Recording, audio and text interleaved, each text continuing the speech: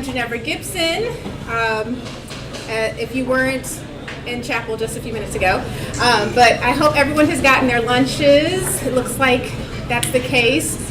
And so we want to get started with our, specifically to supervision, we wanted to talk about, can you guys hear me okay? I feel like I'm not super loud, but that, if you can hear me. Actually, close the door. And yes. also, is it okay if we eat while we're Oh, yes, okay. Absolutely. I feel a little weird. All right. Okay, we're good? So, one of the things that we've kind of been talking about as a faculty is looking at how we evaluate our interns. And we have amazing site supervisors, all of you guys here in the room. However, we recognize that sometimes the evaluation process can be somewhat subjective, and that's okay. Again, you have wonderful experience that you're basing your evaluations on, and we wanted to help strengthen that process for you all, and give you some more tools, things to think about, as well as talk a little bit about the counselor competency rating scale that we use, that you all get into Tavera and use to evaluate our interns. And so kind of bringing those pieces together, both your informal and your formal evaluations of our interns, and just strengthening that process for you. So the objectives for this training is identifying the purpose and importance of evaluating counseling interns. I think many of you know that, but just going back over that and us talking about that together. And then we want to evaluate the developmental process of counseling interns and the role of you wonderful people as their supervisors. Examine factors and tools vital to the evaluation process. And then finally, clarify the expectations and procedures for evaluating counselor interns in an effective way using the counselor competency scale revised. Right? And so, while you're eating, I am going to ask you to interact a little bit. So, between bites, I just want us to think about for a moment, what makes a good counselor? So what do you guys pride yourself on, or the things that you have worked really hard on for yourselves to be a good counselor? What are those things? Differentiate between, in the room, my stuff and their stuff. Yes, that's a big one. It's a big one. Absolutely. Absolutely. Other things. Now we've got some categories, so I'll throw up some categories. There's knowledge, a knowledge base. So maybe thinking knowledge base. What are some things that a counselor must know to be a good counselor? Theory. Woo! Yep. How to connect. How to connect. Mm-hmm. Or Yes. ethics. Ethics. Yes. Yes. It helps if they know the DSM-5. You know It does. that thing. Yep. Important to know. Yep.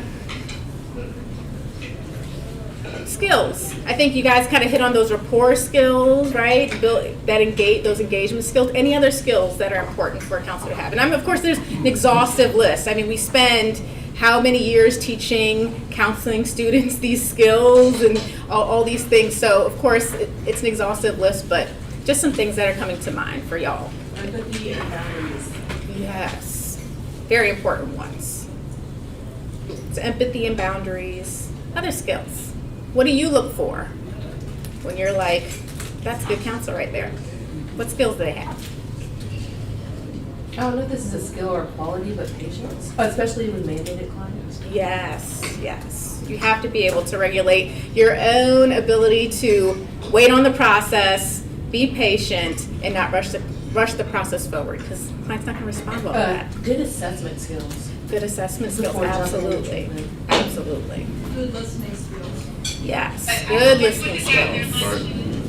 Yes. Focus, we all maintain focus so they don't get distracted. Focus, yes. Both their ability to not get distracted, but also to help focus the session, right? Because we've got our clients who may find themselves down a rabbit trail that sometimes is relevant and sometimes they're avoiding, right? So we've got to get them focused. Developmental, being able to shift developmentally. Yes, yep. Absolutely, absolutely. Disposition. What kind of dispositions make a good counselor? I think you guys mentioned patience, right? Open and willing to learn as we go. Yes, willing to learn. Yes, you will not be a very good counselor for very long if you're not willing to continue learning and developing. Yeah. Self-aware. Self-aware. Woo-hoo. Yes.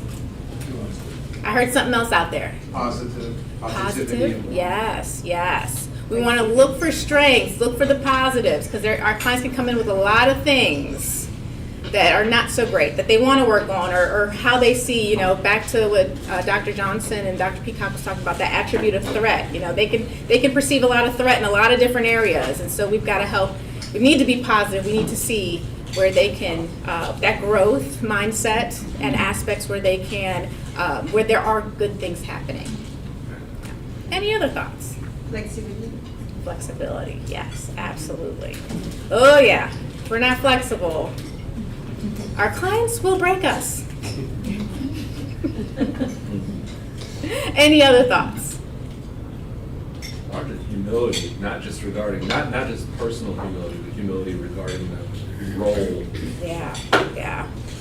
Yeah, going into the counseling session, we are trying to lower that power dynamic that already naturally exists, right? So if we go in like, I'm the expert here, I know everything, and let me help you. I mean, we are helping, right? But if we're showing up in that kind of puffed up way, our clients are not going to be able to connect with us very well.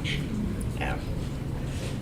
Well, I think you guys hit on a lot of different things, right?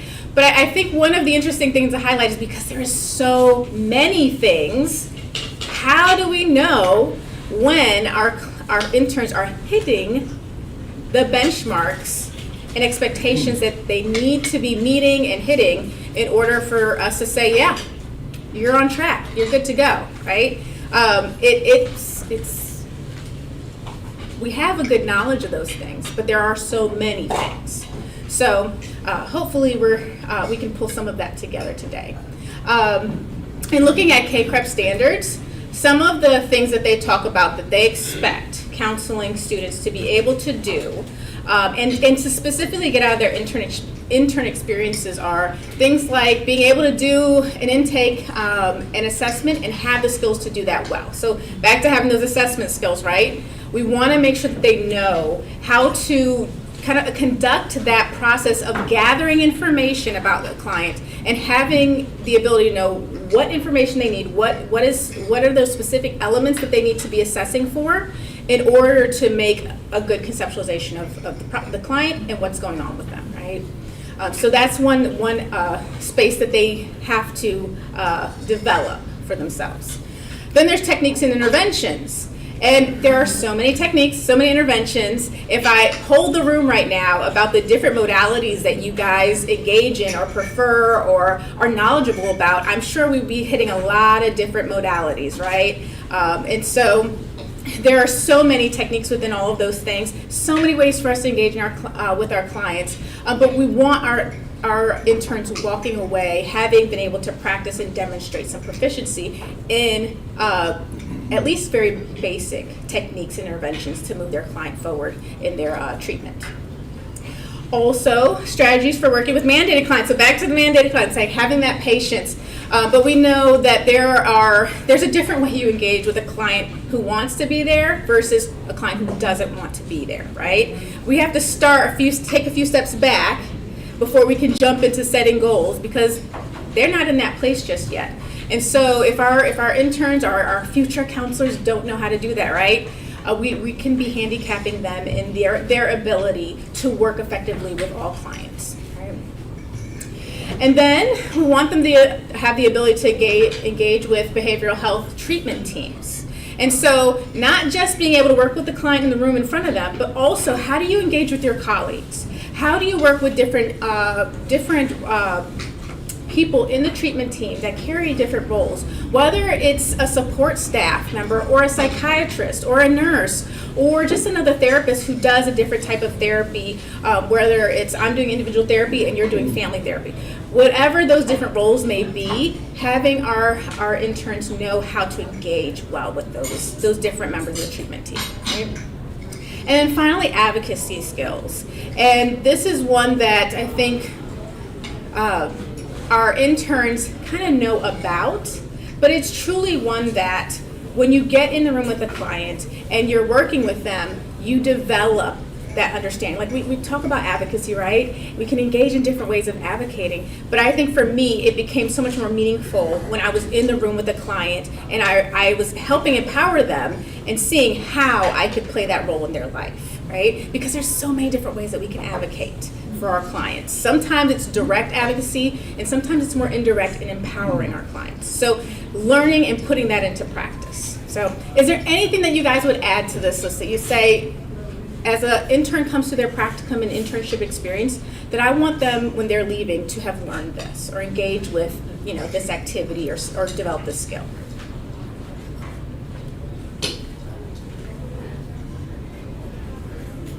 Learning how to build a team. Mm-hmm. So being able to build a team, yeah. Also resources, and maybe that goes into advocacy. How do you access resources? Yeah, and sometimes it's a team within your office, sometimes it's a team within the community, right? I don't know, but just being able to manage their outside kind of things and being able to keep their cup low enough so they can be present. Yes, self-care. Self-care, self-awareness, Yes. self-regulation. Yes. How they manage their own wellness and having those rhythms and practices. So true. There's other things, right? But these are some of those key areas. So, what is our goal?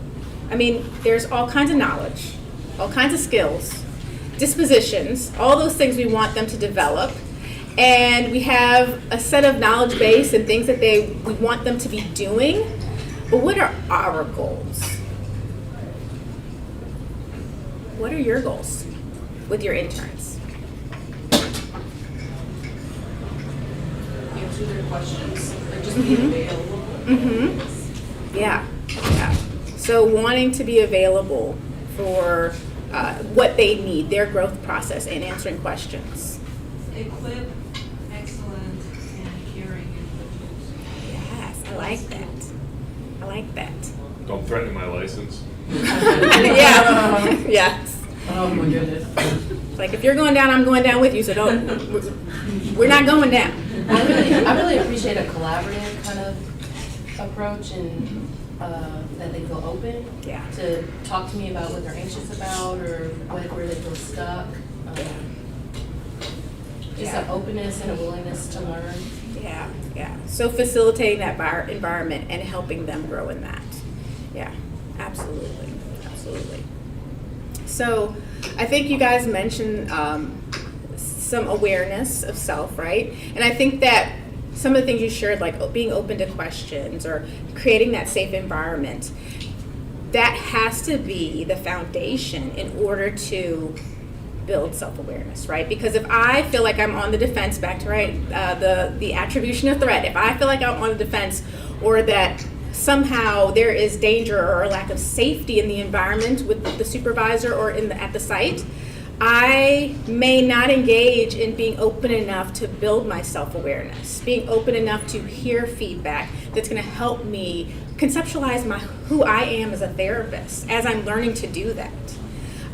But we want to develop that. We want our interns, our future counselors to be self-aware, right? And students come into a counseling program at different places in their level of self-awareness. Some are hugely self-aware, maybe sometimes too, in that they are very self-conscious of how they are engaging and all the things, how they're perceived, right? While others may have less awareness, right, of how they're perceived, how they're engaging. And so wherever they come in at that process, we have to work on that, right?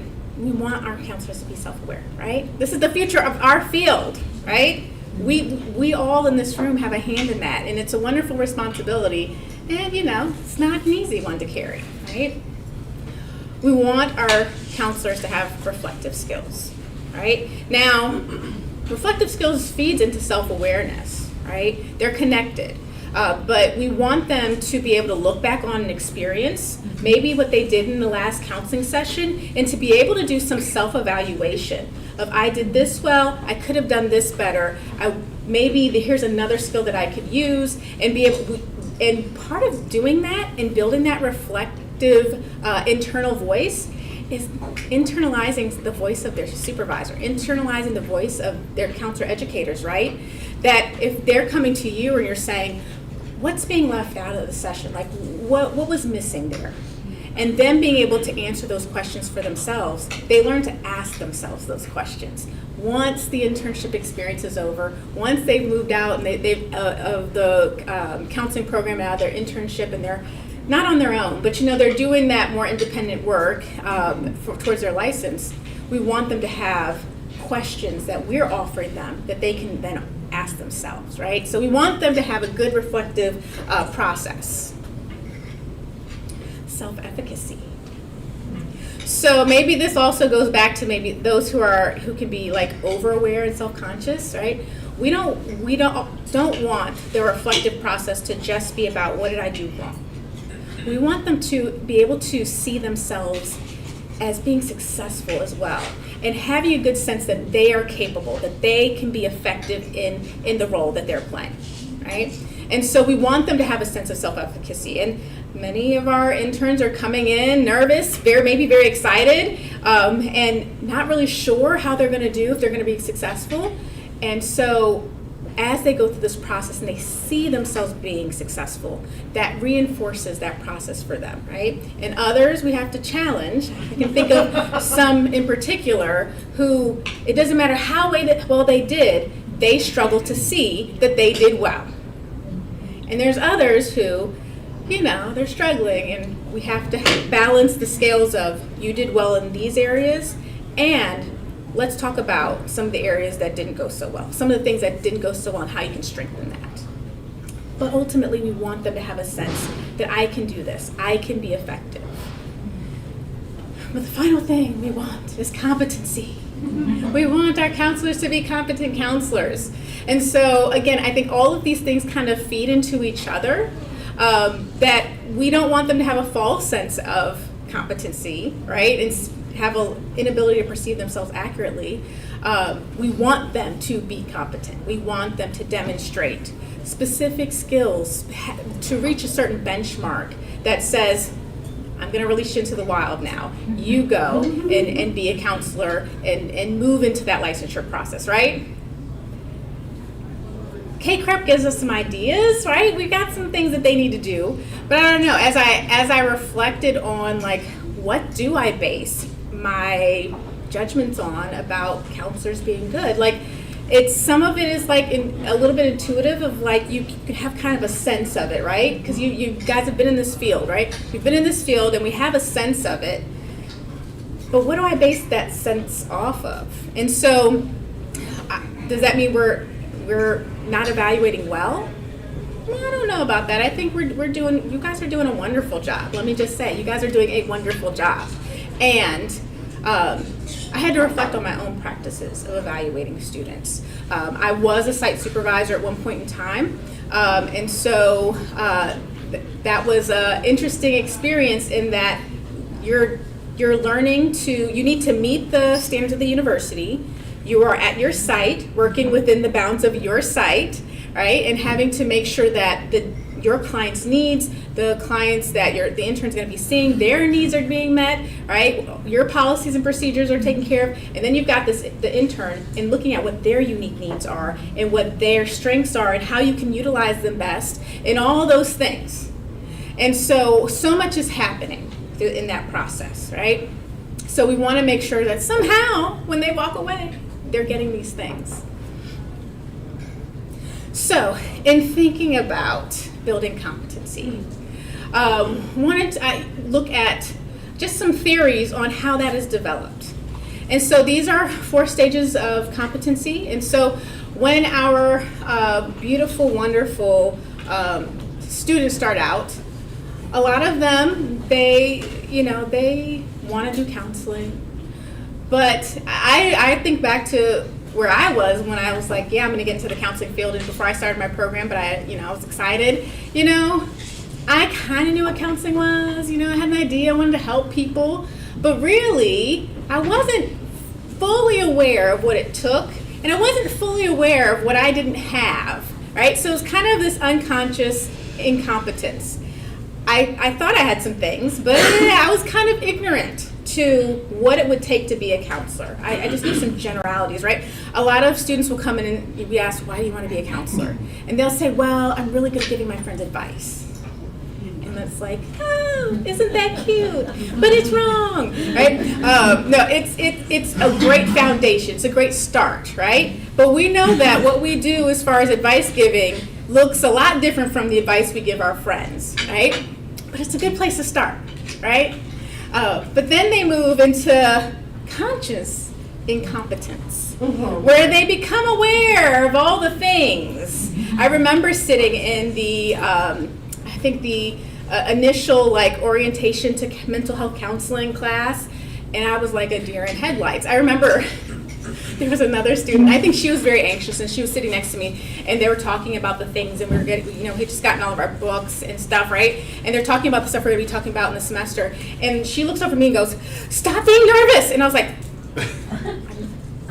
"I am, but I didn't do anything." And I was like, "Are you nervous?" And she's like, "Yes." So it was just like all the things start hitting you, and you realize what you don't know, and so here you are becoming aware of all of the things you have to learn over the next 2 to 3 years in order to be a counselor, right? And so they move into that stage of like, okay, now I kind of know what I don't know. And I also realize there's stuff I don't know that I don't know that I'm going to have to learn before I get out of this thing. But then as they learn, right, and they go through the process, they take the classes, they begin to move towards some conscious competency. I know some things, right? I'm learning some things. I'm aware that I'm growing, in this process. They're still nervous. When they come to counseling techniques, I do the same introduction for counseling techniques class as I do for multicultural counseling, because students enter both classes very anxious. And so it's kind of like let's talk about your fears. Let's talk about the things you're worried about. What are you excited about? And let's process that. And let's normalize the fact that everybody in the room is nervous right now about what's about to happen in this class. And so we can hopefully take some of that anxiety down. But they go through the process, and by the time they end the techniques class, or hopefully also the multicultural class, but specifically the techniques class, I'm like, how was that? Was that as bad as you thought it was going to be? Well, it was uncomfortable, but I feel like I can do this now.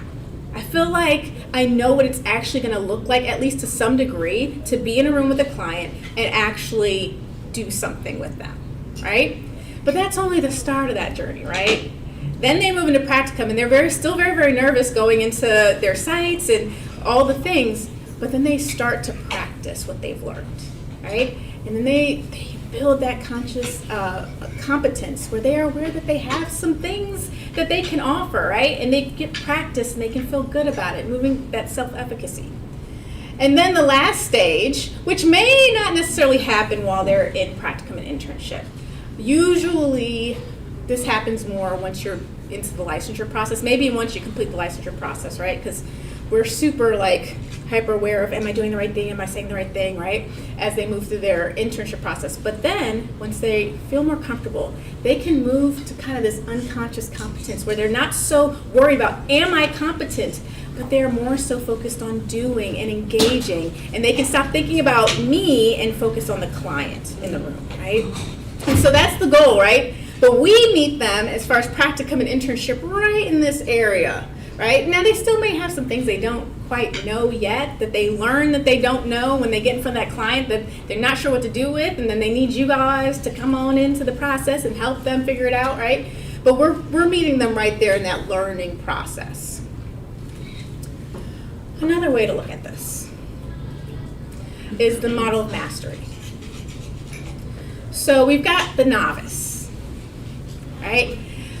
When they're first learning and getting into practicing, there's kind of this, I must do things by the book, right? I've got to do it the way I was taught to do it, right? That treatment manual. And then when you realize that it's a little bit harder to get clients through that treatment manual of 12 sessions, they must be here, then they maybe loosen up a little bit. But there's that, I must do it a certain way. I have to do it the way Dr. Scott does it.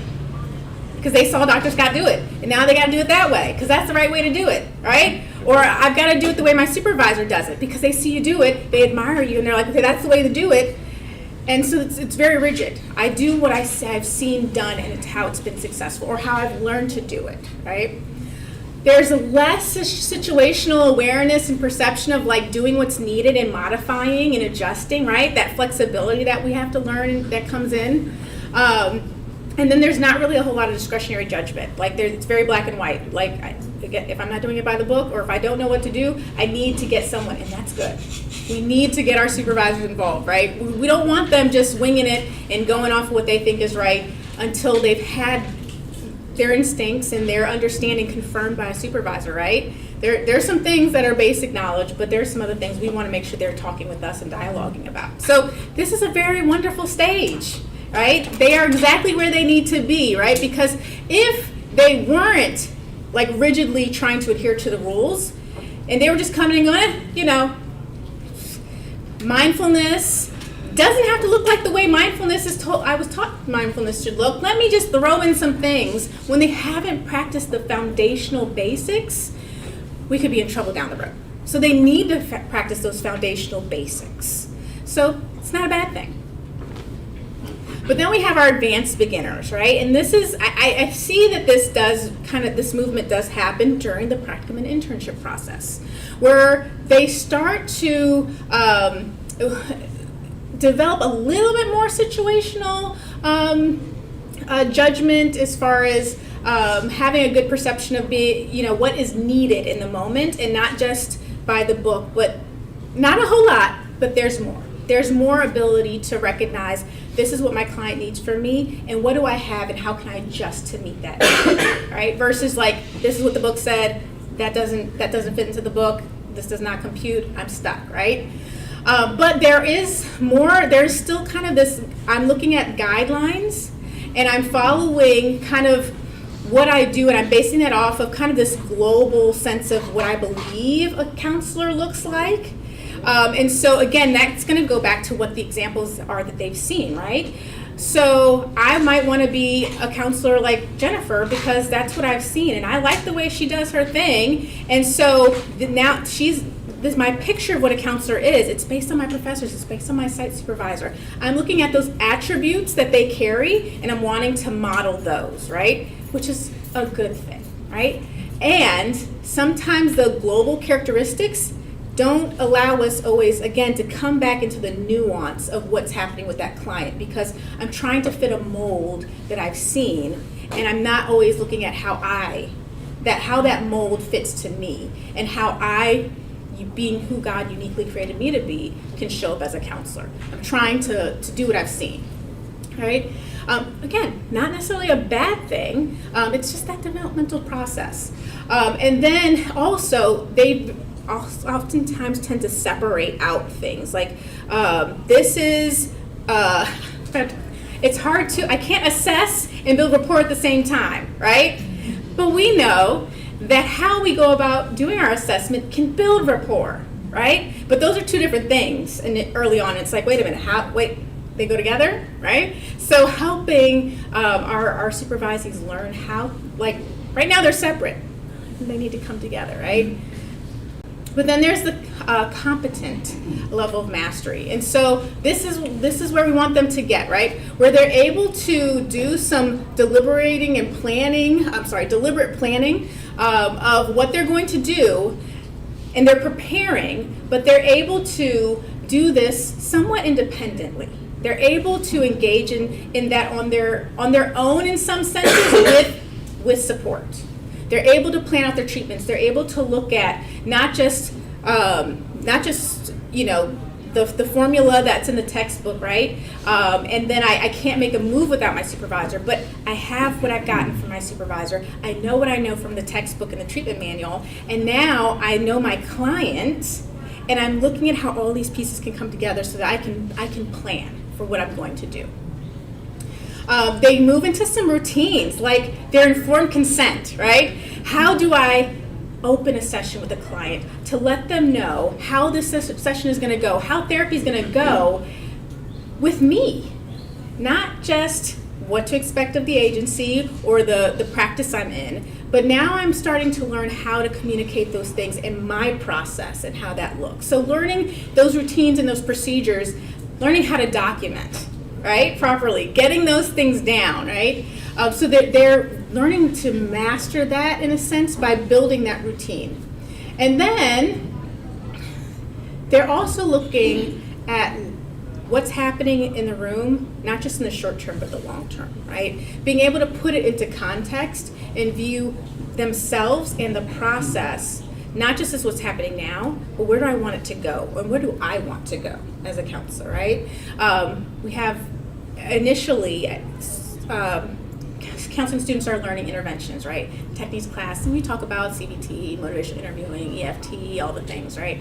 But they're learning like just asking open-ended questions, how to do reflections, all those things, right? But then with you guys, they're starting to think about what treatment modality do I like, and what do I want to learn, and what client population do I want to work with, and how is what I'm practicing now and being exposed to at my site and what I'm doing with my clients going to help me in the long run of where I want to be and how I want to practice and who I want to be as a counselor.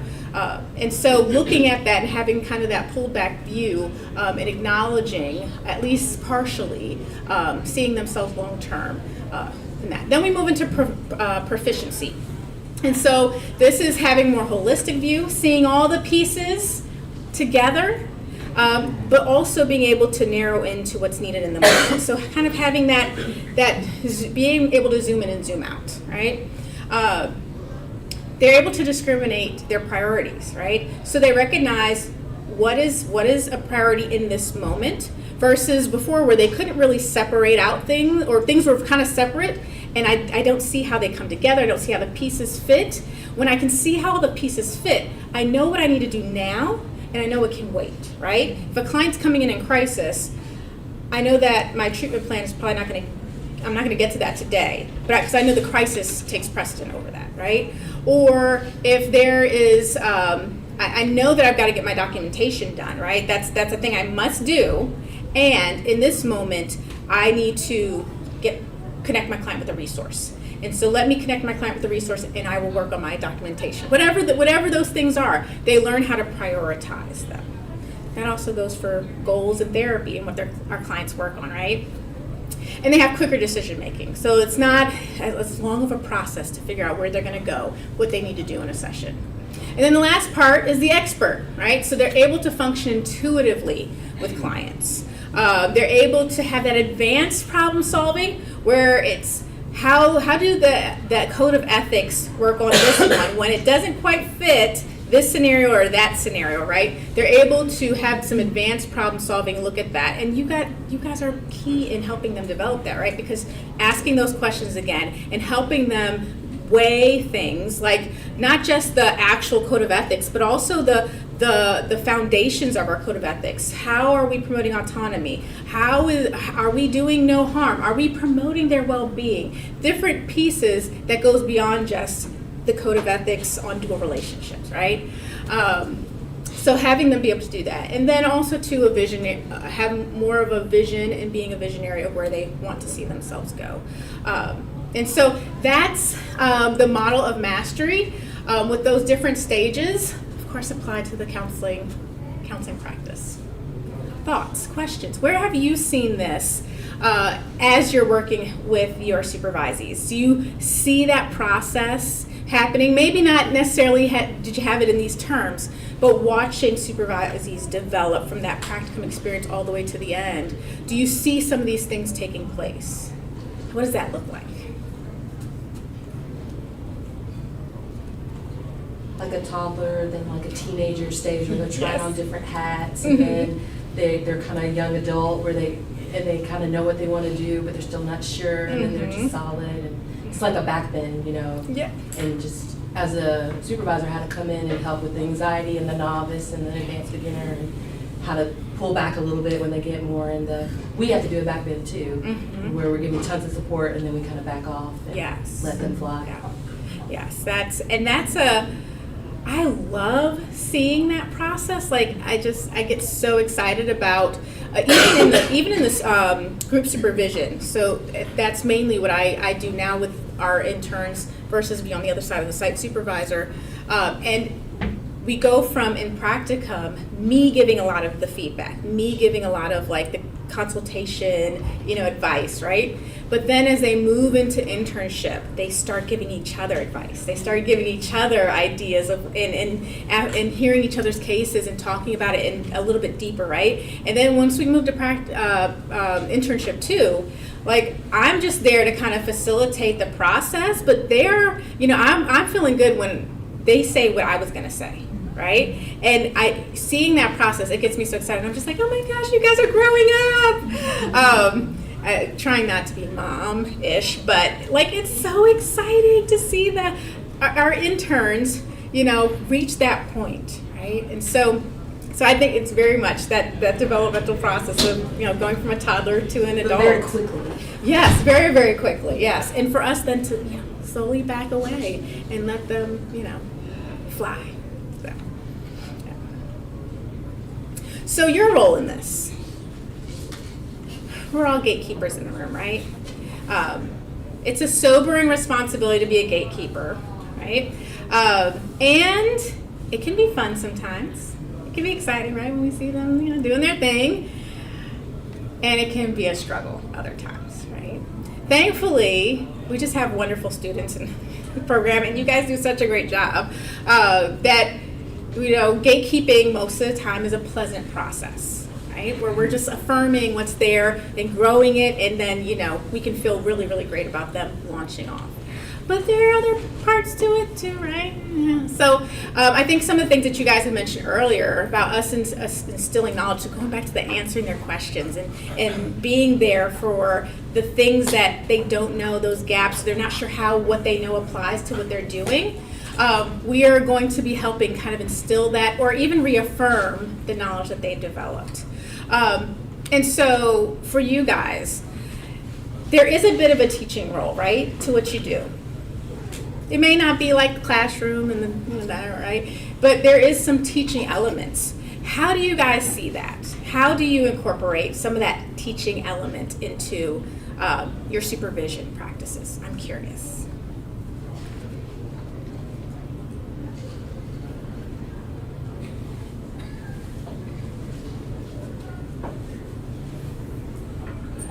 We definitely sometimes offer a model or maybe more what to do in a situation. So here's something you can try. The ABCs of irrational thinking, something might go through that. That's a constant working with the cases, and that presents the opportunity for teaching. Yes, absolutely. Yeah, so we're helping them think of ideas and then talking with them about how they apply that and how that looks in the counseling session. I know that many of you teach because it's model/teach, because many of our students start getting excited about the treatment models you guys use. Right? They come into the supervision, group supervision, and they talk about EFT, or they talk about internal family systems, or they're talking about CBT or DBT or all the other alphabet. But you guys, they're getting it from you. They're getting that from you guys and what they see you're doing, and they get excited about it. And they want to learn more, right? So you're modeling and you're talking about this. And I know especially for family intervention services, like a lot of I know you guys like encourage them to figure out who they are as a therapist and what models that they want to use and explore those. And so I always think it's very, very cool for those students at y'all's site, because like I know they're getting some good feedback and good observation and getting exposed to a lot of different modalities. You guys have so many different providers at the site that do different things, so it's cool to see that. And I always hear the students talking about these different modalities, and I'm like, okay, well, wait, teach me about that one. Like, I want to learn about that one, right? So yeah, there's some teaching elements there. And then you guys also, I think, as part of that, supporting learning and development. And so we talk kind of about that developmental process, but Jennifer, just as you said, kind of that backing away, right? We're there to give support, but we also want them to have the opportunities to kind of see themselves doing well, right? And so it's kind of a dance of like giving them a little more, leeway, a little more opportunities, whether they started off observing or doing co-therapy, seeing a client that's not as much of a challenge just yet, maybe some simpler things, and then having them move towards more complicated issues. But we do that's that supportive process, but then, I don't know about you, I had in my practicum experience, my supervisor kind of threw me in the deep end, but he didn't tell me it was happening, so I didn't have a chance to get anxious about it. And that worked out really well for me. It turned out great for that experience. But he was like, "Yeah, you're going to do an intake today," and I was like, "What?" And they're going to be here in 5 minutes. I was like, "Oh, great!" And he was planning that the whole time. I had no clue, right? And so sometimes you kind of push them out into the water and say, swim. You know how to swim, right?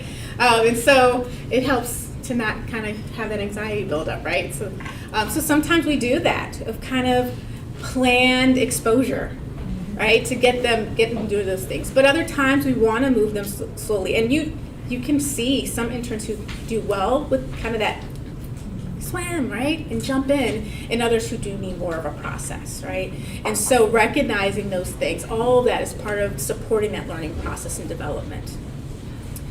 Then we evaluate performance, and that's what our big theme for today's presentation is how we go about evaluating. But we evaluate the performance. We make judgments based on what we observe and what we see, both in the counseling room, but also in how they engage in the environment, right? And so we have to evaluate that. And the other piece of that is giving feedback, right? Because we can make an evaluation, we can have an idea of what's going on all day long, but if they don't know that, they haven't gotten any feedback, they're not gonna know where they stand and where they are, other than their own kind of personal or internal process and reflections on this situation, right? So those kind of go together, right? Our evaluation process and evaluating their performance and then giving them feedback on that. And so I've had my own journey with providing feedback. When I started off as a counselor, I told in my life, when I was actually practicing and went to my licensure process, I had a wonderful supervisor, and she was like, "What do you want to work on? What are your goals?" And I was like, "I want to be more assertive," right? I was not assertive. I was very quiet, and I wanted everyone to like me, and I couldn't stand the thought of anyone being mad at me, certainly not a client, right? But I was like, I want to be more assertive, because if I'm afraid, if I'm so afraid that it kind of keeps me from speaking up, I might not give a client some feedback, or I might not engage in certain conversations for fear of how that conversation might go. Or wanting to be in leadership one day, I was like, confrontation is part of it, right? Unfortunately, there are going to be hard conversations that I need to have, right? And so that was one of my goals, because I didn't know how to do that when I started off. And now, fast forward to today, while I'm not looking for any fights or picking any fights, I do value very much giving feedback that's honest and feedback that's caring, right? But if I have feedback that's honest without it being caring, right, I can do damage, I can hurt. But if I have feedback that's caring and not honest, I can do damage, right? And so I feel that I do a disservice to a student if I don't give honest feedback. If there's a big problem here, that big problem, if it's not addressed now, could become a huge issue down the road, right? And I will often, when I give feedback, that's tough. I will say the things of I'm doing you a disservice if I don't share this with you now, if I don't share where the concern is. And sometimes it's very uncomfortable for me, because I don't want to hurt anyone. And that also helps me to pick my words very carefully. But we have to do that sometimes. That feedback can be wonderful. Great, you're doing awesome, right? And sometimes it's not so pleasant to do. But in the end, what we are doing is we are ensuring that future counselors are competent. The ones that we have access to, we are ensuring that they are competent. And finally, back to kind of that negative side of this, is that we do have to engage in remediation when necessary, right? And that can look a lot of different ways. Sometimes it's just giving them a task to work on and strengthen their skills in that area. But other times, It may mean pulling back away from the setting, maybe reevaluating some things, getting some additional, more intensive training, and coming back. And other times it means, hey, unfortunately, we can't continue forward. And that's the rare case, thankfully. But we do engage in those processes. And you all are very vital to us as a program in doing that, because you see the things we don't see when they are in the room with the client. And we have some videos, we watch some recordings, but you guys see how they interact in the hallways. You see what happens before they go into the session. You see what happens after they leave the session. You see those things. And so you guys are so vital to that process for us. Anything you want to add to this list of gatekeeping? Any other things? I mean, I'm sure there's things, right? Oh. For ensuring competence, I have my limitations, so for some things, I have another counselor help them with things like note-taking that I'm not very good at. So I think it's good to know, well, we're not good at it. Yes. Yes, you are so right. We cannot be masters of everything. No? If only we can. Yeah, so we've got to know where we are, maybe not performing at the level that we'd like to, or it's not our strong area, and being able to get our supervisees with someone who can help them in that area. Absolutely, right? If I have a supervisor who says, like, I really want to learn, how to work with kids, I'm not your woman. I'm not your supervisor. I mean, if they want to work with me, I say, okay.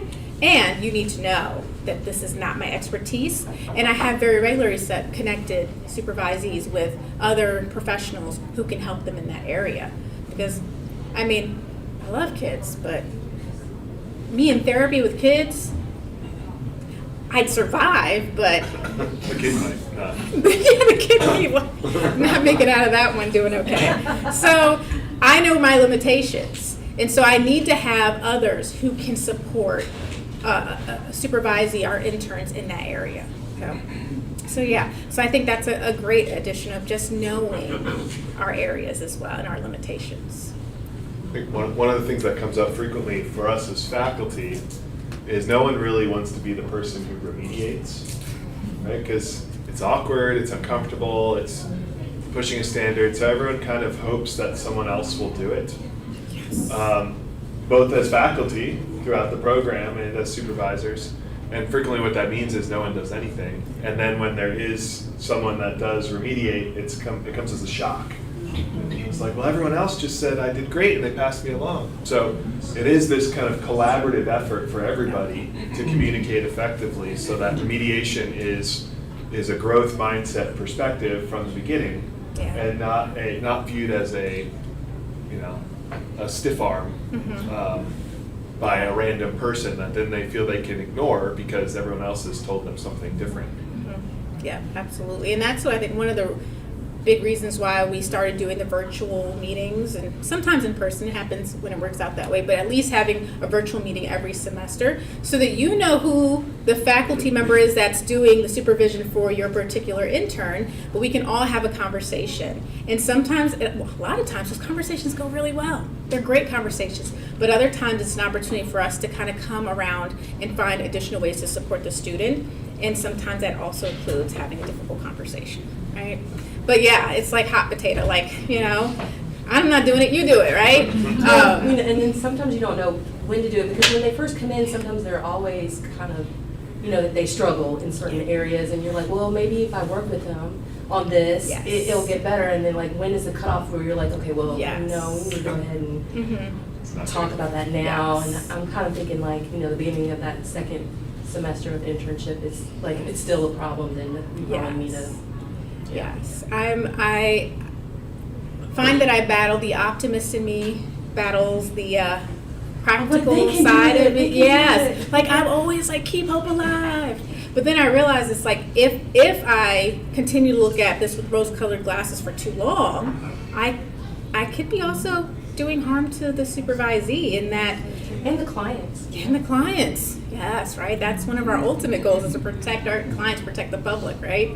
And so, I can see it, hoping that they grow in it, right? But we do have to recognize that there's a point where we have to go, okay, is, are we going to move forward with this? Can we move forward with this, or do we have to do something different? And that's difficult. It is really difficult.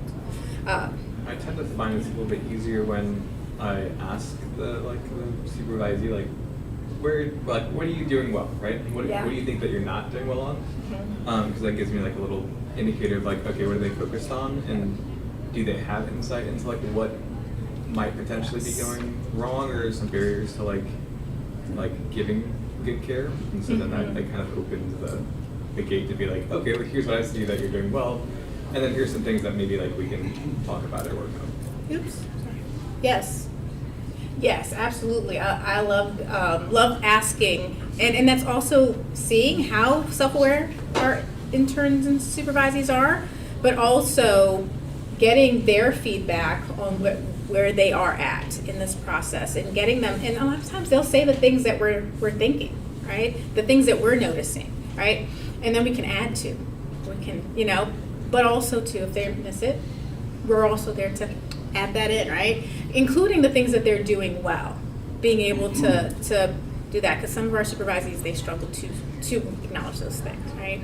So absolutely. So there's so many parts of gatekeeping, so many things that, again, the layers of what it takes to be a supervisor. I love it. You all, I assume all of you love it because you're here, right? You don't have to be here. You didn't have to have interns, right? So we love that process, and it's a sobering process when we realize the responsibility and think back through that, and what it may take from us in this process. So what is assessment? Why do we assess? I feel like we've answered the question, but I'm going to ask it anyway. Why do we assess? What is assessment?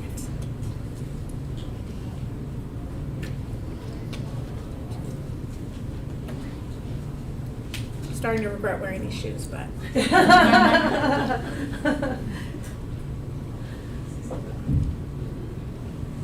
What's assessment?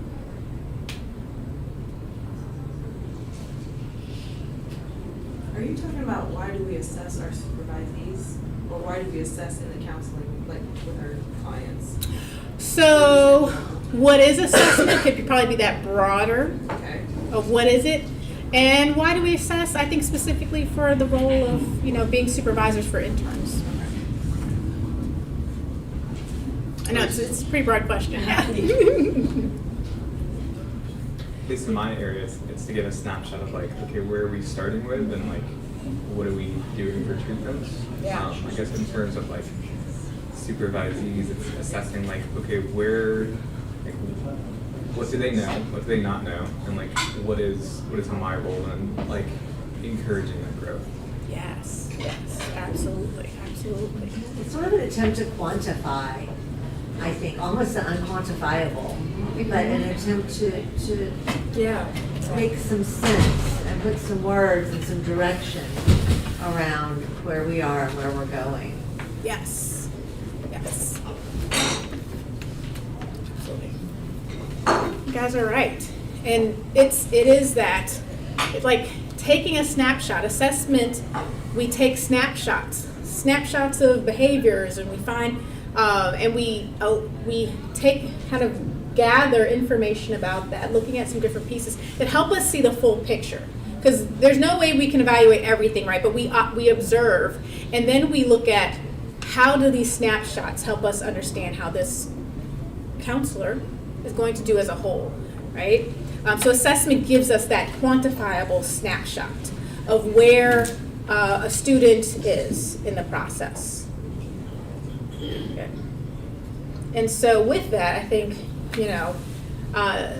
looking at if we know where they are, if we know where they are right now, we have an idea of where we want them to go, we can start thinking through that process of helping them get there, right? And so assessment, with that kind of quantifiable element, it gives us some evidence behind the judgments and the kind of the perceptions that we have about what's happening, right? It gives us some evidence to support where we're seeing our interns at.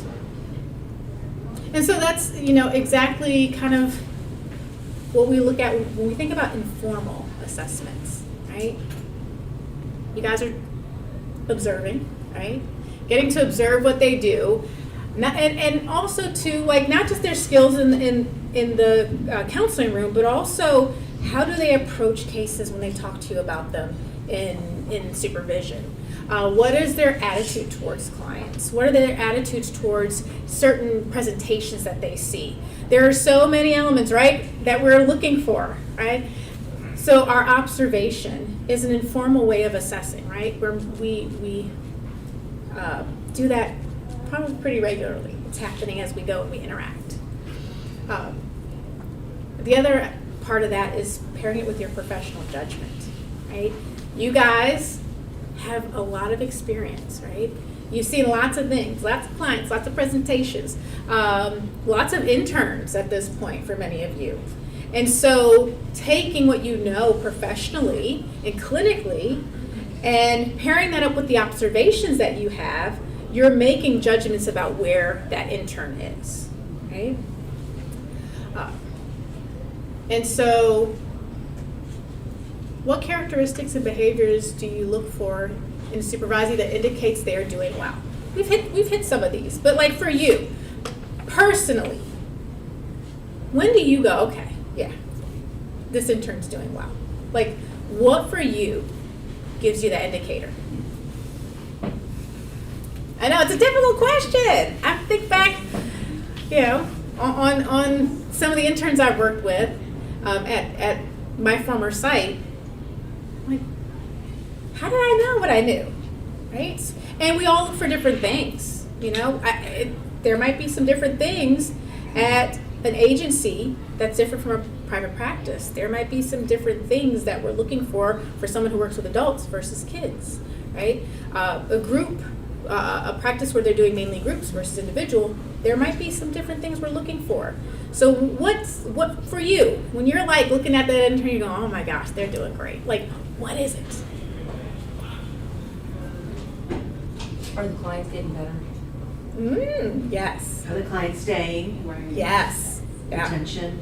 Retention, yes. Are they getting better? Are they improving? And are they sticking around? Absolutely. There's an excitement.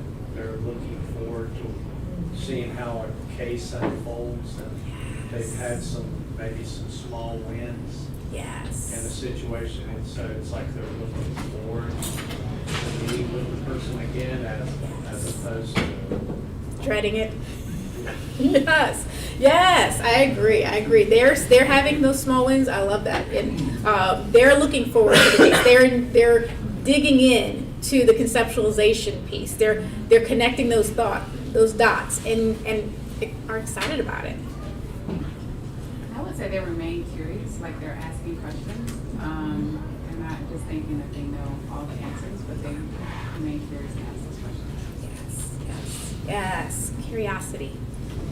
It's one of those things that it just benefits so much of the process, right? Even if we work with a client for years and we think we know all the things, right? Remaining curious even in that, because we can make an assumption and be totally off. I've walked down that road one too many times. Gotta back it up. You know, you've got to stay curious. So having that curiosity, absolutely. Other things. I also see a comfortableness with the clients as they're going in and out. They're smiling and connecting. It's very reassuring. Yes. I think when they like stop looking to me for guidance, not so much like that they're never asking questions, but more so like they're not like looking to be like, well, what do I do next? Like Yes. where they kind of just take over a little bit more. Mm-hmm. Yeah. So they're back to like that self-efficacy. You see them not becoming arrogant, but becoming confident and taking ownership. I think for me, I love it when they share, making a moment between a parent and you can tell it was just like, it's going to be a permanent memory for that family. And I just feel so proud because I just feel like they've got it, they know what to do, and they're doing it. It makes me very, very happy. Yeah, they're able to make those memories, make those connections. And that's a wonderful thing when you can be a part of having a family connect or having that special moment, to be able to kind of be a part of that and have a window into their world and how it's moving in a positive direction. Love it, yes. Any other things that you look for? Yes. Yeah, well, it's different factors, different things, everything that everyone is saying here. But for me, it's very important when they have that self-awareness. Yeah, and self-awareness. They can supervise themselves. So they come to supervision, but they're doing the job. It's like, Mhm. wow, this, Mhm. yes, you get the, Yes, yeah, okay, yeah. you know what you're doing, or you start. Yes, yeah. So they have that awareness, and they can kind of self-supervise. Back to like internalizing the voice of their professors and site supervisors. They start to get that in, and it's internalizing and becoming part of their process. Yes, see them kind of jump on it before we even have to, because they're there. I would also say just being open to feedback. I think originally, or in the beginning of the process, sometimes they freeze and they become rigid when you give that feedback. But being open to some of those things that they need to improve on is a good indicator for me. Mhm. Yes, yes. That's probably one of my biggest things. Like if you're willing to learn, that is the best. But if you're not teachable, what can I do? What can I do? What can we do? If you can take a horse to water, but you can't make them drink. Well, I'm only going to stand there with you for so long. And if you don't want to drink, right? Or if I teach you how to fish, whatever the other metaphor is, right? I give you a fish, teach you, right? But they've got to be open to feedback and accept it in a way that is constructive, right? Versus that like I'm a Beating failure. themselves up, freezing. Yes, and that freezing. Yeah, being able to take that in, conceptualize it, and then see it kind of flow out into how they practice. You guys got some good stuff. What characteristics or behaviors signal concern? Maybe some of the opposite of what we just said, but for the sake of it, what would those things be? When you go, uh-oh. I mean, I would agree, if they can't keep clients, if they just keep rotating, through clients, and they're never really getting to the working phase. Yes, yeah, that can be a concern. They get defensive when you give them feedback, and defensiveness, and inability to take it in and not let it become an issue, personality issue or a relationship issue, but just to hear what you're saying, that's a concern. Yeah. When they start canceling on clients because they're having a rough week. Yes. Thank you. Yeah, they're canceling on clients, yep. And once in a while it's okay, but when it becomes a pattern, everybody gets sick or they have something going on. But when it's to the point where it's interfering with the client's progress. Yeah, absolutely, yeah. We all have those days, all have those things, but yeah, if it's becoming a pattern, absolutely. I mean, this is the start of the journey, right? We don't want them all the way to like exhaustion and I can't do this. Yeah, the start. I mean, there's challenges, but it doesn't bode well. When they're not present in session and maybe you watch them and you debrief and they don't remember what was said, they're just missing information. The way that they're conceptualizing is like skewed. And you're wondering, where did that come from? Maybe it's their own stuff that's coming up and things like that. Yeah, absolutely. They talk too much in session. Say again? They talk too much. Talk too much in session, yes. Yep. Throwing a whole lot of psychoeducation out there with like stop. It's not hitting anybody. Yes. It's not like really Too much source. self-disclosure too. Too much self-disclosure, yes, yeah. Say that again? I said especially if they're doing psychoeducation, but like not really having a source for it. Oh, yes, like I feel this must be true because I feel that it's true. Yeah. Too much self-disclosure, yes. And something else that's coming up for me is that they talk about their clients with some degree of disdain or annoyance, is that when they're talking to us. Yeah. That just that, that sense that they're not respecting Yeah, the yeah. client, yeah. Yeah, that can be, there's that, yeah, working with it, and you can tell, you're working with the intern, you can tell the way they're presenting it, they're very pessimistic about what's happening with the client, and, yeah, and I talk about in techniques and in multicultural, there's so many alignments, you wouldn't think there was, but that suspending judgment and remaining curious, back to that, right? Suspending judgment, are they judging the client, or are they curious about the client? Yeah. I'm concerned if they never have questions, like, because then they're trying to show me how smart they are and how good they are, and so they're not asking questions because they're afraid maybe Yes. to say they don't know. Yeah, yeah. Oh, yeah. I think with that, when they come to supervision and you ask about the cases, oh, everything is fine. Okay. Everything is Tell me more what that means. Well, then maybe I need to consult on my cases with you, because everything is not fine. You know? Yes, yeah. So yeah, not asking questions or saying everything's fine and not really taking advantage of that supervision time. Yeah, absolutely. I'll add one more, just the failure to see the client through another world lens. Like they're constantly looking at the client through their own experiences and how they see the world instead Yes. of really taking the time to really understand cultural differences. Yeah. That plays a huge part in, making sure the clients get what they need. Yeah, absolutely, absolutely. Yeah, we have our lens, right? We have our experiences, but not allowing space for the client's experiences. And so, how do we form these conclusions? I kind of already asked this question, but I'm asking it again. And maybe it's a little rhetorical this time around.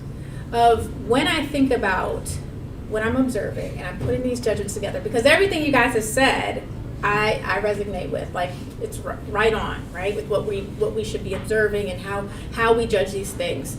And like, how do we form these conclusions? Like, how do you know, right, when it's like I'm monitoring this, and now we've moved past the place of monitoring into I've got to take action on this because this is not getting better. How does it go from like this is something they got to work on to I think we've got to remediate? Like, how do we make those conclusions, and how do we decide that they're doing well enough to earn the thumbs up, right?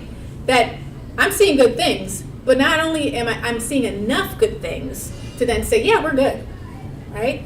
Or I'm seeing some concerns to where I'm seeing enough concerns to say, nope, we're not good, right? Like, I mean, I feel like it's a little bit intuitive, right? You kind of have sense, but like, that's not very quantifiable, right?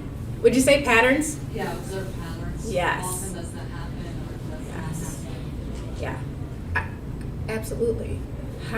Is this becoming a pattern, right? Am I seeing this with more than one client? Am I seeing this across, cases and presentations? Am I seeing this repeated each week? Right? Absolutely. Well, your informal methods of assessing are highly valuable, very, very much needed, and we want those. We need that. We need that feedback. You guys have very good, strong clinical judgment. Absolutely. And we also need that formal process of evaluation, right? K-CREP requires it, right? We have to do a formal process of evaluation. And so we use assessment tools for that piece. And so what we want to see is how we marry the two. And that's what we need from you guys. And you guys do a really great job of providing that, of being able to put these observations together. And then we have, of course, the assessment tool that we use within Tavera. That is our primary tool where you guys are able to kind of put that onto paper, put some numbers to what you're seeing, right? And so the other part of this is talking about a formal assessment tool, right? And so we use, you all, if you've been in Tavera, if you've gotten that evaluation, you have seen or had some contact with the counselor competence competency scale revised. And just a few little pieces of information about that assessment is that it was created, it was designed for students in practicum in a K-CREP program. So it was designed for counselors. And so that's wonderful. We're not taking an assessment that was designed for social workers or designed for psychiatrists. This is ours, it's counselor education. And of course, if you have another discipline and you've come in, you're fully welcome. And it's kind of nice for us to have our own things, right? So it was designed for evaluating practicum students in K-CREP program. Also, the items that are within the assessment were specifically pulled from and kind of informed by K-CREP standards and the ACE State Code of Ethics. It has a 3-factor model in that it looks at counseling skills, professional disposition, and professional behavior. So those are the kind of the 3 areas that it looks at.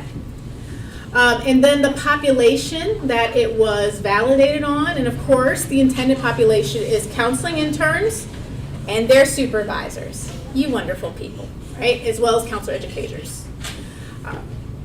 It has high reliability and is very valid as for measuring counseling interns.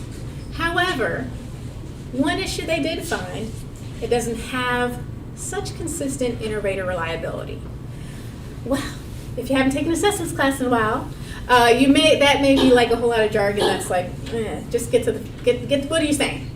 So, but of course, some of you all may be very well aware of what that is. But essentially, when different raters, you all, use the tool, there is not always consistency in how you rate interns.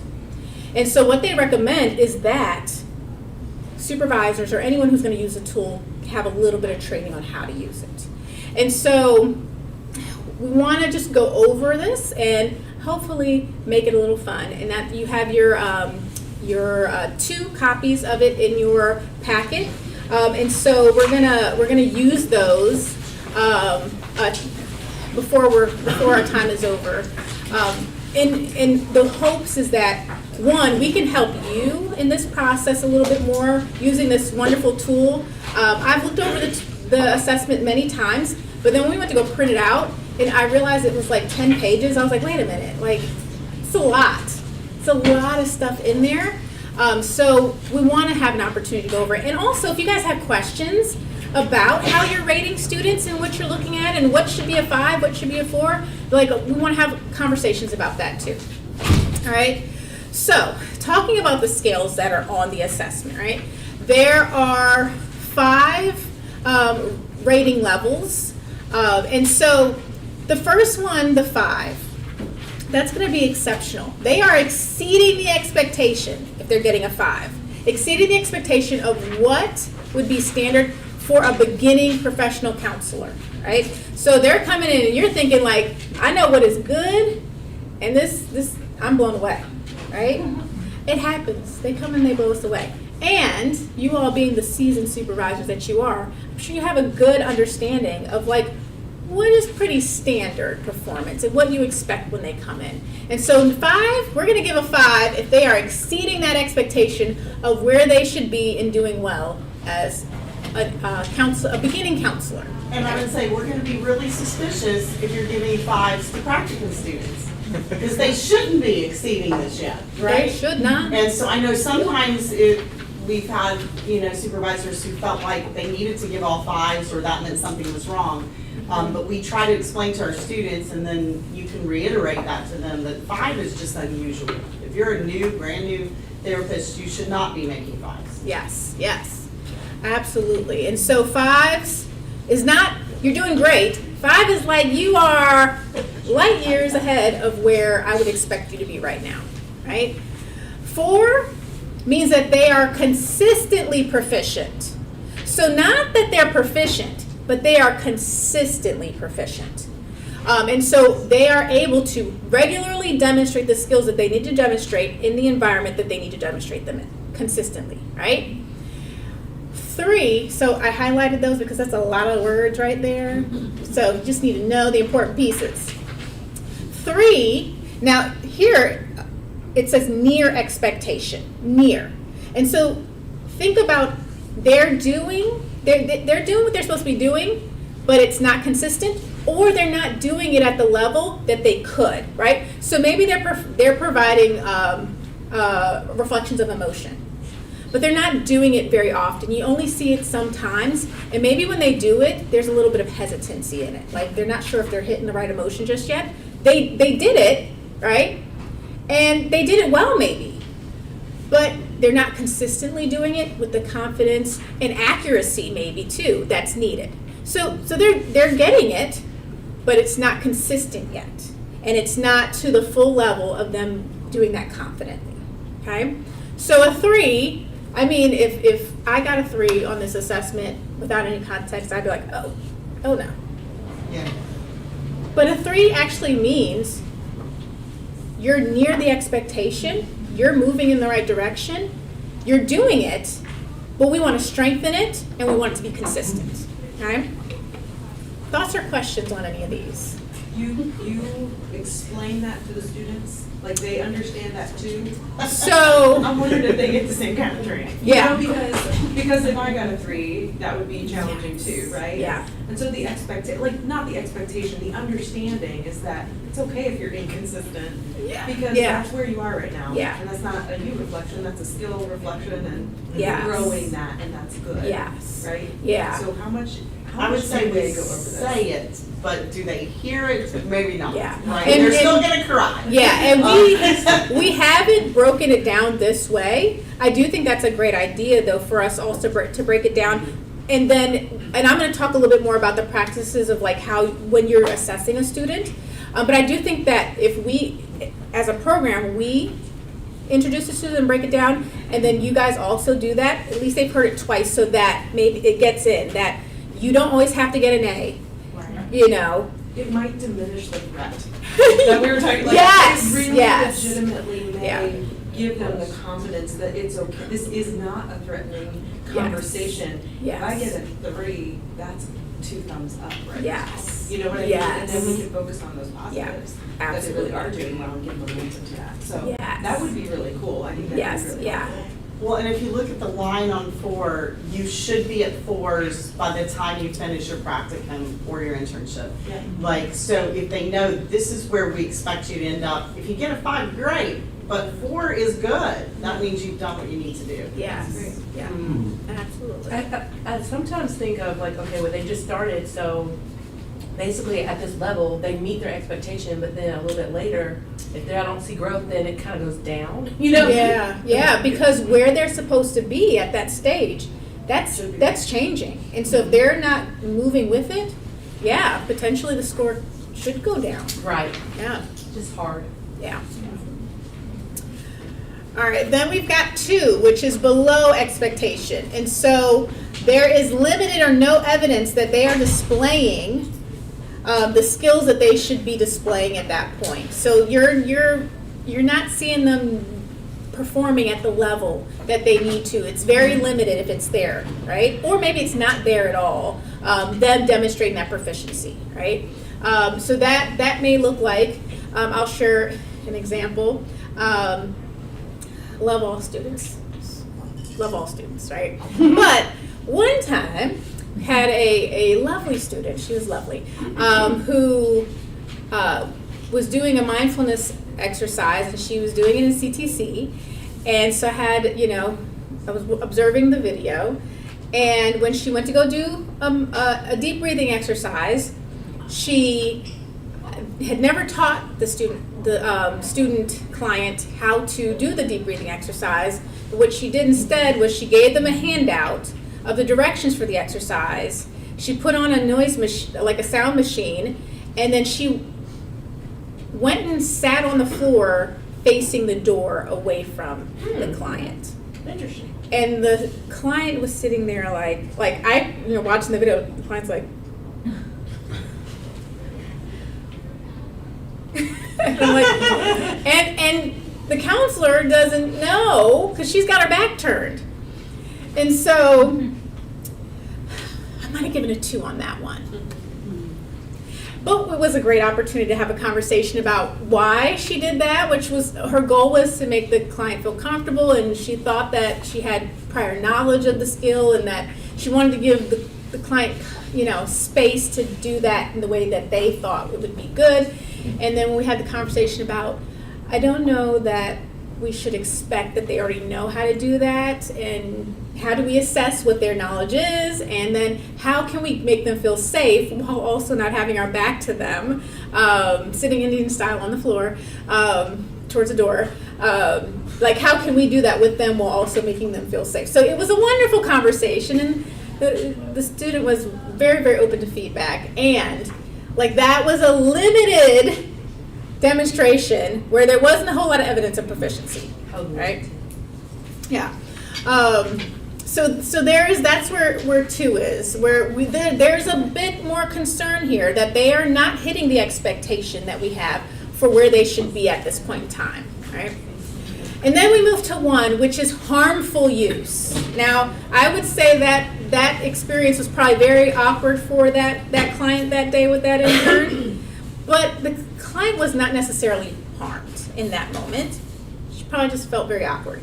But I've also had observations where the client is sitting there in the first session, and the supervisee is giving a lot of advice, and sometimes advice that's a little insulting, like, you've been in treatment for how many years? Why are you still here?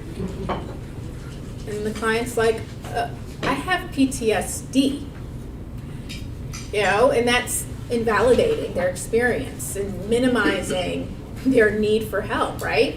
And so we can be moving into some harm there when we see consistent practices of invalidating the client or not taking into consideration their needs, their individual background, being open, or they're just self-disclosing to a point where they're kind of making the session about them versus about them, and so I'm hoping we never have to give out 1s, and this would be where there is, and then when we think about harm, I think about like extreme harm, right? Okay. But it doesn't have to be extreme harm. It can just be that is kind of, we're working in reverse of where we want the client to go in that moment, and it wasn't helpful, right? It could have actually hindered the process. Thinking about that, and of course, again, I think we should educate our students on when we say harm, we're not saying that you intentionally did something to seriously harm the client, but that could be harmful to a client's process, right? And so invalidating their feelings or making the session about them and kind of shifting that dynamic, that can be harmful. Doesn't mean that like it's irreparable harm, but it can be harmful, right? The last one that I want to just highlight is the not observed little box that you have on there. And it is okay to check this from time to time, especially early on. Now, we want you to observe as much as you can and give us as much feedback as possible. But there's going to be times where it's just not observed. Maybe confrontation. In practicum, there's not a whole lot of that happening, right? Maybe they're doing a lot of observing and co-therapy, and maybe that's not the role that they're taking at that point in time in the therapy session. So they're not doing a whole lot of pointing out discrepancies and things like that. So it may not be observed in practicum, and it's okay to mark it not observed. I don't want us to be scared of that box. I don't want us to overuse it because then we don't have an instrument that gives us much feedback, right? But it's okay that if there are some pieces of the process you haven't observed yet as they're demonstrating their skills. So just want to normalize that box, that it is okay to check from time to time. Okay. Questions about any of these? Any additional thoughts? I love that the feedback of us maybe at multiple points, talking to them about what each one of these mean as well so that they can normalize that. This is very helpful. Thank you for doing this, because I've been doing this for years and sometimes guessing a little bit. But when you hit the not observed, are we hurting their grade? I mean, because I like 4s are going to bring, I saw those points go down, and sometimes it's hard to decide. I was looking for something in the articles on this about how many, like some instruments, if you don't check not observe too many or don't give data on it, it can invalidate the instrument. I didn't find it. I'm sure it's out there, but I didn't see it. So I'm going to say for now, I wouldn't go beyond 5, not observed. And then if I learn new information, we'll get that out to you. But I would try to have no more than 5 that are not observed. I have a question though with this. I know there is the other part where the student actually does their own self-evaluation. Yes, yes. And what I found is sometimes an intern might score themselves a 5. However, I'm thinking, no, it's not a 5 Yes. based on my observations. So what do you recommend as far as like how to have that conversation that can be uncomfortable? Yes. Well, I think going back to us making sure they understand what these scores, I think that's we need to do that, right? And I do think like we have it within the internship class that they have to talk about the discrepancies. Like they're supposed to look at those and then talk about those discrepancies With us. with Yeah, you, and they should talk about it with you, but they have to write it out. Write about it. Yeah, and that was the other thing, we do try to say to them, you don't need to always have these high scores, but if you think that you're great at it and your supervisor says you're not, that's a problem. If you think you're not great at something and your supervisor thinks you got that down, that's a problem. Like, so how well are you able to look at yourself, which is one of the reasons we require recordings. Yeah. Because it allows you that little bit of space to step back from yourself, and we try to encourage them, pretend you don't know who you are, and watch this tape. What do you notice about what's going on with that counselor? Then rate yourself. Then give that to your supervisor to rate. So we'd like you to rate the same thing they watched, so that you can look to see, because we want to see some congruence, so that we don't miss the blind spots. We're only supposed to do this for one session, or we're supposed to do it Well, over a time? You period? can do it over time for general comments on that space, but we really like for you to both be looking at the same recording. So we give you a recording early in the semester and one later in the semester to see if there's any improvement. And I mean, obviously, you can do it other ways, but when we created the assignments, that's what we were thinking of, is that we'd have them watch the video, rate themselves, then send that video to you to rate, and then we rate it as the faculty person. And so we're trying to see, is everybody seeing the same thing? And that can be a win. You know, we don't want to stay at a 3 or a 2, but if everybody at least agrees that that's your 2, then they have to then develop a learning plan where they say, this is my problem area, this is what I'm going to work on. So that's what we've been working towards. That happened last year, isn't it? You were sending those videos. Yes, yeah, it's been probably 2 years now since we started doing that, and we tried to tighten it up. And every year we learn more, and as we talk with y'all and communicate as well, but that's kind of what I envisioned when I created that assignment, is that they would be able to step back, look at themselves. They show it to peers in the class now. We added that step last year where they do a peer review. And that was hugely helpful, because at first their peers don't want to say anything bad and they want to rate them really high. And then they start talking and saying, well, actually, I do think this could be helpful. And then once they hear it from their supervisor, then they hear it from their peer, then they hear it from their faculty person, then they go, okay, I can't keep being defensive and saying this isn't a problem because everyone else is seeing it. And so we're trying to do that with grace and gentleness, which is another thing we're teaching the peers as they talk to them. But, you know, it's helpful information. You can keep hiding it from your supervisor, but you'll never grow. And so that's what we're working toward anyway. So, for the sake of time, I just realized what time it is. All right, so there's part one and part 2 of the assessment, where we're looking at counseling skills and therapeutic conditions, then we're looking at their disposition and behaviors, and then there's a narrative feedback portion. And so I'm not going to go through all of these, but these are some of the domains for the counseling skills, nonverbal skills, encouragers, and all those basic skills, right, that they learn. And then moving into some more advanced things such as confrontation or advanced reflections, focusing the counseling session, and then having empathy and caring and compassion, respect, those pieces there. So even though you've seen that maybe in other times that they've done it and mastered it, if they didn't do it in that one video, we need to be sticking to that one video.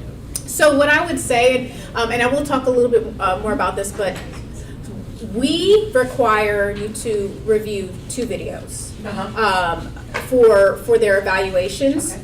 We recommend that you observe as much as you can, because I know you guys are busy, as much as you can, observing more.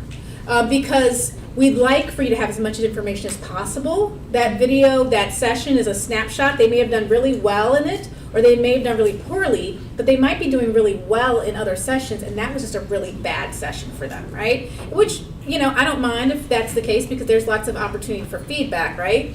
And sometimes that snapshot is not always as accurate in informing us of what our feedback should be. So again, if that's the only opportunity you have to observe, yes, base it on that video. But if you have other knowledge prior to that, around that period of time that you've observed, include that. You want to, look as zoomed back at what their process is as possible. Okay. So when we receive that video, we can consider other sessions. Let's put it Yes. that way. Yes. Yeah, especially that second time you do it. Like the first time you might want to just use the video so that you can see if they're tracking with you. But by the end, you're really looking at everything. Yeah. To say how the person's actually doing and whether they've met the goals for their particular learning plan that they came up with. Thank you for that clarification, because in the past, I remember that my intern said, can you watch the video and do the evaluation on the video?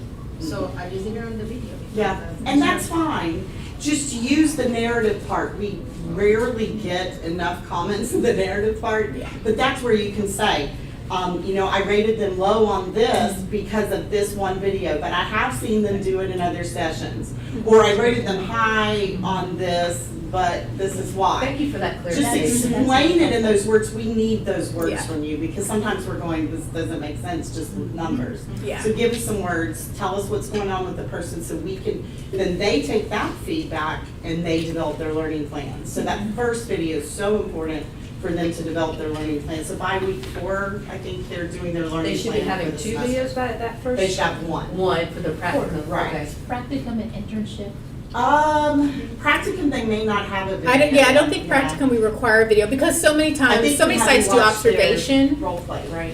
where the intern, we do a lot of role Oh, I play. was rating their role play, is that what I was supposed I to do? think so. I think we're rating the role play for the practicum. I think we if they are doing sessions, we do have them Yes. record, but we accept a role play at that point in time as well, if they're not fully engaged. So it's kind of open to them doing whatever they can at that point in time. Yeah.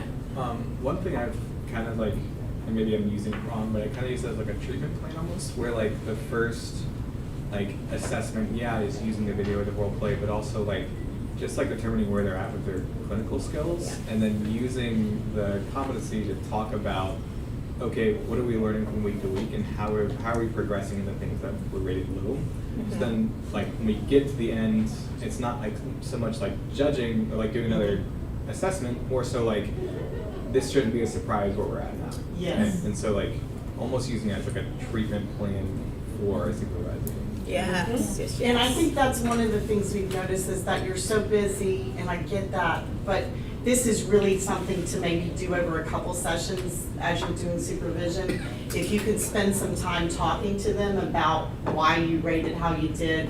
Don't look at how they rated themselves before you do yours, and then take the two and sit down together. Say, okay, bring me your scores, I'll bring you mine, and let's talk about it together. Oh, well, usually what I do is I just go over it with them, and I give them and tell them Yeah. where they think they are, and then I tell them where I think they are. Okay, Yes. that's good, that works Yeah. too. But definitely the collaborative nature of it. Yes, yeah. So that we're rating on their ethics, their professional behavior, personal boundaries, all those pieces. And then there is dispositional and behaviors, dispositions and behaviors. So their multicultural competence, how they're engaging with that, emotional stability and self-control, their motivation, openness to feedback, all those different elements. And within the assessment, it clarifies for what that means for that particular. So if you're wondering, what do you mean by, motivation and willingness to grow? Well, there's wording in there for each category on what that looks like. What happens if they're doing great on all of them, and then there's just one part that they're really kind of low on? Do you rate, or is that where the comments come in, or? Yes. Okay. Yeah. So in particular, for that, telling us why you rated what you rated. Now, you don't have to do that for every rating, but there might be some particular ones that stand out for you. That's giving us some of that context to help us understand. Yeah, and it might just be a sentence, because I realize, again, you guys are busy. So we don't necessarily need, a paragraph or two in that section, but it's good to give us some context to knowing why you rated what you rated.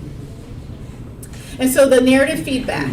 Areas that you're observing strengths. I think you guys do well too at identifying those strengths. I think we see a lot of good feedback there. But there's also the areas of needed improvement. This can be the harder one, but think back on the ones you did give lower ratings on and why you did that. Back to kind of giving us that context. And then general performance. Think about like the professional development, some more of the dispositional things. Are they showing up on time? Are they getting, are they meeting the requirements that you have for them, not just clinically, but at your site? Are they, engaging with other professionals at the site well? Are they, meeting their commitments? Are they, doing those type of things? All right. And so just a little note on the observation piece is that when we are evaluating, it's best practice to have that observational piece in order to have the most accurate assessment. Research tells us that supervisees' report of what happened in a session is not always very accurate. And then I think, Really? yeah, I think back to Dr. Johnson too earlier about like our memory is often shaded with a lot of our lenses that we use, right? And so, yes, some of the things that they report, while there might be, not that they're intentionally trying to deceive us, but if maybe they were super anxious in the session, they might be perceiving things that happen differently than they actually happen. And so while we certainly want to do that case conceptualization piece, just that emphasis on when you can observe more, please do. Because it really does. Like I have had times where I've talked about a case with a supervisee, we've talked about it for a month or two, and then I watch the session and I go, oh, wait a minute. What I thought was happening isn't actually what was happening, right? And so it happens. We can't observe everything, but as much observation as you can do that fits into, again, we have those two built in, and that's all you can do, that's all you can do. And if you can get more observation, we certainly want that.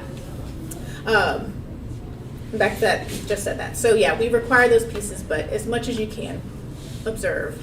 And so kind of going back to some of the things you guys have already said. When it comes to administration of feedback, we recommend that you complete the assessment with your supervisee during your supervision session.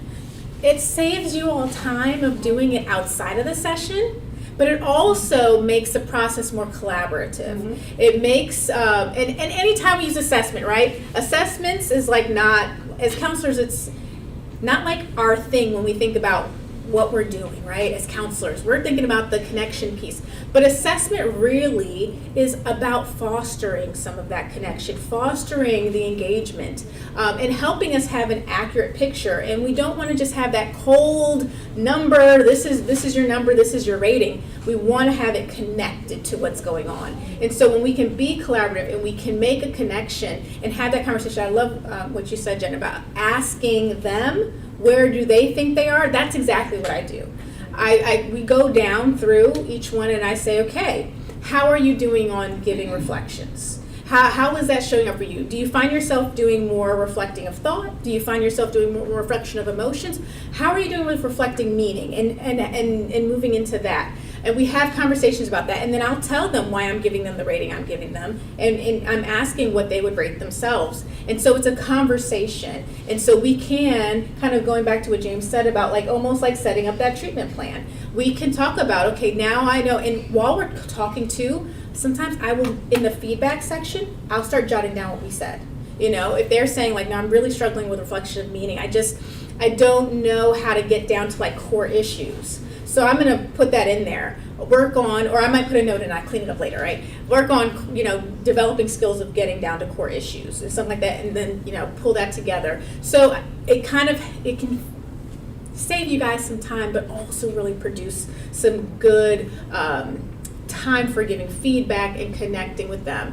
It allows them to be reflective. That's going back to like having that self-reflective skill, they're able to have an opportunity to say why they're doing well and why they might rate themselves at like a 4 or 5 while they're thinking that's they want that A, right? And when we have that conversation about why maybe they're a 3, or maybe we're going, yeah, I'm with you, you're a 4 on that. And we have that time for them to celebrate what they're doing, right? So it's also applicable because when if it's not a conversation, then when they get it, because right after you score it, it sends it to them for them to look at and then they sign it. I mean, I don't know about you all, but if I look at the thing and I don't have a good rating and I haven't had a conversation, like I'm going, oh snap, they hate me. I wouldn't, not necessarily, but I'm like, they think I'm doing horrible in that. It may not be the case at all. This is just an area for growth, right? And so having the conversation not only keeps it from being like this cold process where there's no touch to it, right? But it also allows you to have the conversation about how they can apply different methods in order to improve that area, back kind of to that treatment plan approach. And so, again, it saves you time. It also keeps you, like, honestly, too, like, sometimes they tell me the feedback that I need to give them, right? And so then I don't have to think through while I'm doing this separate from them about, okay, how do I want to word that? They're saying, like, yeah, I need to do better conceptualizing my, my client's strengths and also considering like the areas of need, right? So that I can put that in there. And they gave it to me, and I just get to type it in and I get to look good because I gave them that feedback, but really they gave the feedback themselves and we got to talk about it, right? So to me, it's the perfect process of doing that. And I also encourage you, if you don't have a lot of time outside of your supervision time to review your supervisee's videos, do it in supervision. We're just going to look at 30 minutes, and we're going to spend the last 30 minutes talking about what we saw in the first 30 minutes, right? And so using that time well. And if you have more than one supervisee, this week we're going to watch one of your videos for 30 minutes. We're going to spend the last 30 minutes talking about it and looking at how that applies to both of you. Next week, we're going to watch the other students or interns video, right? So use that time, to do that as well. But it makes it collaborative. I don't think we're going to have time for the activity. Does no, we're Tavera, not, but does that go to future employees for the?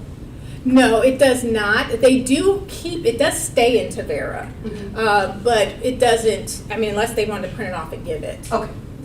It wouldn't go. But your thoughts on this, because we're not going to get to the activity today, but I think this is what we needed. Right? I would just say, no one's holding it against them, they're not getting graded by it. Okay. The only place it does come into play is that we report that as one of the things we show pay prep as to how well we're training our supervisees. So we may have to let them know that we've informed y'all to grade lower, so it doesn't look like our program started plummeting, So we do look at that to say, are we training them so that site supervisors say, your students are good at this? If we're not, then that's something we will use then to inform the way we're teaching, if they're not getting a particular skill. And do they also do one to rate us, and do we get feedback from that? They do complete one on the site and on the supervisor. Yeah. I don't know that we've ever given feedback. I don't know anybody's ever asked, but we have looked at I was it. wondering. I was like, am I horrible? We used it to consider. Okay. Yeah. Okay. And it's not necessarily are you good or bad, but to see what Well, I is the can grow best it. fit Yeah. for our students. Yes, So they'll yeah. say, students that like this will really like this site, so they give us that kind of feedback. So like, this is a site where you get a lot of structure, or this is a site where they give you a lot of freedom. And so then we look at that feedback and say, okay, this student needs more structure, this one needs less, or whatever. Yeah. So we look at it as we're helping them find sites. Yeah, absolutely.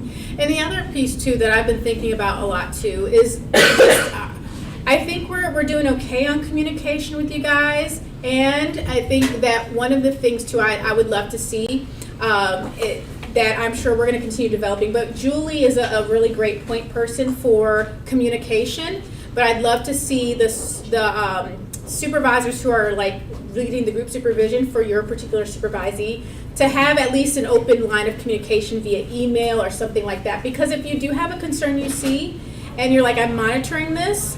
Now, we want that honest conversation with the students, and we want to see that feedback in their assessments. And sometimes there's more of a conversation that needs to be had, and how we can come together to support that student. We've done that periodically from time to time. And sometimes it's like, I'm seeing this. Who do I reach out to first? Like, who would be the right person to say, okay, I need some help or support, or there's an issue, I don't know what to do, not sure how to handle just yet. That would be a goal that we want to get to. But again, we have those virtual meetings that we do each semester, so that's a good opportunity where usually for me, I'll ask, kind of like James said, like, what do you feel like you're doing well, and getting both the students' feedback and your feedback. That way we can have that conversation there. But it's also a good opportunity too, if you're saying maybe the student's great, they're doing a lot of wonderful things, but they're not showing up on time. And I've talked to them about it a few times. I can come in and reinforce what our standards are as a university that we're holding them to, and support you guys in that piece, right? So it's an opportunity to have really great conversations, but also to reinforce that we are a team here to help them, and we are here for your support. And so how can we unite on both giving that support, but also maybe reintroducing the structure that needs to be there, right? Sometimes that requires an email before we meet. Sometimes it doesn't. But that communication piece, we want to continue to improve upon that. And so, of course, any suggestions that you guys have, I appreciate. It's Robin, right? I'm Trudy. Trudy. Yeah. Oh, That's okay. She's Robin. You're Robin. Okay. I knew you guys were together, but I'm sorry. So Trudy, that feedback about us making sure that the students understand the rating scale. Yes. Ding ding ding ding ding ding ding. We've got to do that. Yeah. So we're going to incorporate that effective immediately. And so that feedback we need in order to make sure that the students and all of us this process is moving smoothly, even when we're running into issues and concerns. So other thoughts that you guys have, or any other feedback? Just real quick, did I understand you to say, like, once we submit our feedback, that immediately notifies the student that it's submitted? So that would be another thing. I really like the idea of going through it with them in their super. And I don't know when that becomes available to us. They send it to us. Yeah, the students have to. They fill out theirs, and then that triggers it. That triggers it? Okay. So for them maybe to provide enough time, knowing that we want to go, like, for me at least, that the intention would be to go through it and allow enough time, because that's just the whole kink. Yes, yes, you know it what I mean? is. I would really value going through that with them. Yes, I try to give them like 3 weeks heads up, but sometimes it's more. But you're right, because I was seeing that too. So it was only last semester that I started saying, okay, you gotta think about this 3 weeks ahead, because things are happening too. What happens if you guys are off and you only know the week before, and then you're not there, right? So we're trying to get the students good at, like, prompting them, okay, now this is when you need to make sure you're recording, this is when you need to send the recording, this is when you need to send the evaluation. But I think you're absolutely right that we want to, like, start making sure they're starting this process early, so that you guys have enough time to facilitate that. And I do give some flexibility in that, Okay. because, I'm like, your learning plan is due, but I understand, I would rather you wait and get that done, because I don't want you developing learning plans obsolete when you find out that's not what you need to work on. Yeah. So, at least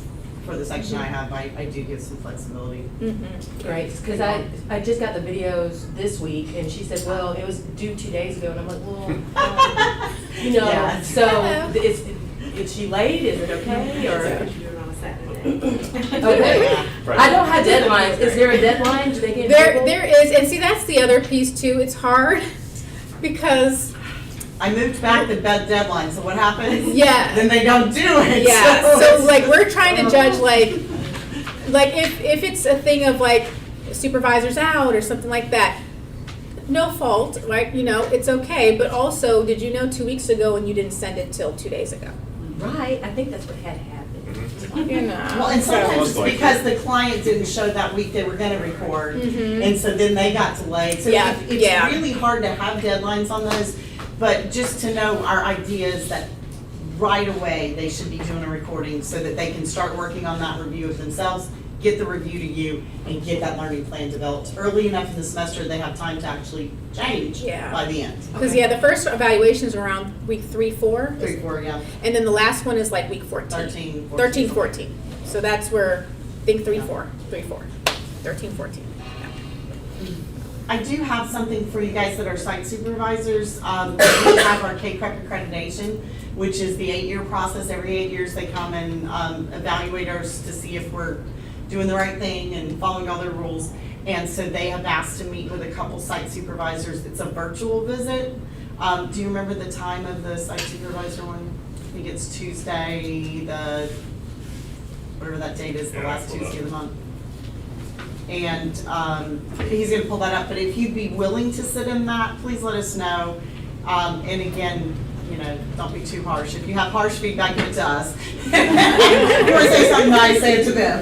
What exactly does it entail? Is it I think like they a- just ask you how it's going. Do you feel like we're training our students well? I've never been through one of these accreditations, so this is new for all of us. I don't think anybody's still here. Maybe Dr. Wagner. I don't think they're going to quiz you on your K-CREP knowledge, though. No. Because that would be my fear. Yeah, I think they just want to know, what are the students like? Do you feel like they're prepared, do you get training each year? Do you, these kind of things that we The do. assumption is that we meet the standards and they want to be able to just demonstrate with documentation that we do.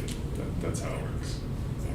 I'll have to look it up, and Julie will be in contact with you. So if you see an email from Julie saying, "Hey, are you available? Please check." What's that date, Tuesday It's Tuesday the 27th. Yeah, and there'd be a 1-hour block, I think is what they blocked to talk to, like, I think they said 3 or 4 site supervisors that would be willing to just kind of give an overall opinion of how things are going. So they'll probably say things like, do you know how many hours students need to get, and that kind of stuff. So the 100